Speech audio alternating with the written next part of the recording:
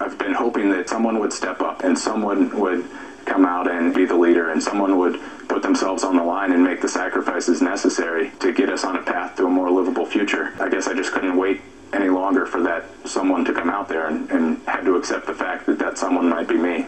The Bureau of Land Management held a controversial auction Friday to sell oil and gas drilling rights to nearly 150,000 acres of wilderness in southern Utah. The Southern Utah Wilderness Alliance said, quote, "This is the fire sale, the Bush administration's last great gift to the oil and gas industry." One student in Salt Lake City attempted to block the sale by disrupting the auction itself. 27-year-old Tim DeChristopher posed as a potential bidder and bid hundreds of thousands of dollars on parcels of the land, driving up prices and winning some 22,000 acres for himself without any intention of paying for them. The Bureau of Land Management must now wait over a month before it can auction off these properties, but by then the Bureau will no longer be run by the Bush administration. I saw some protesters walking back and forth outside, and I knew that I wanted to do more than that. This kind of injustice demanded a higher level of disruption. And so I just decided that I wanted to go inside. Once I was in there, I realized that any kind of speech or disruption or something like that wasn't going to be very effective. But I saw pretty quickly that I could have a pretty major impact on the way this worked. When did they understand who you were? Once I started buying up every parcel, they understood pretty clearly what was going on. And so at that point, they stopped the auction, and some federal agents came in and took me out.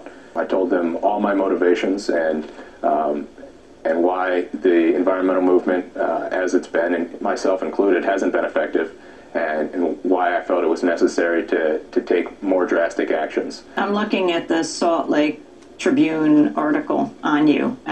It says he didn't pour sugar into a bulldozer's gas tank. He didn't spike a tree or set a billboard on fire.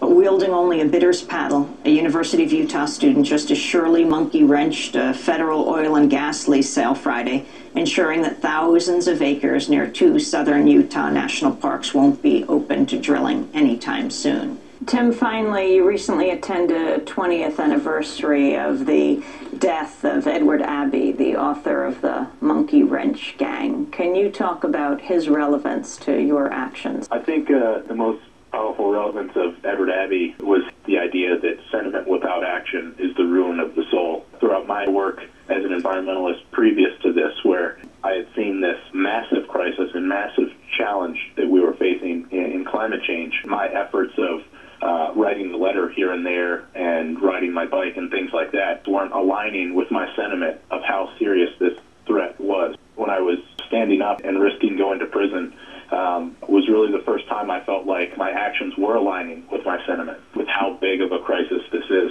And I'm not here to tell you that this battle is going to be easy. I'm here to tell you that this battle is ours.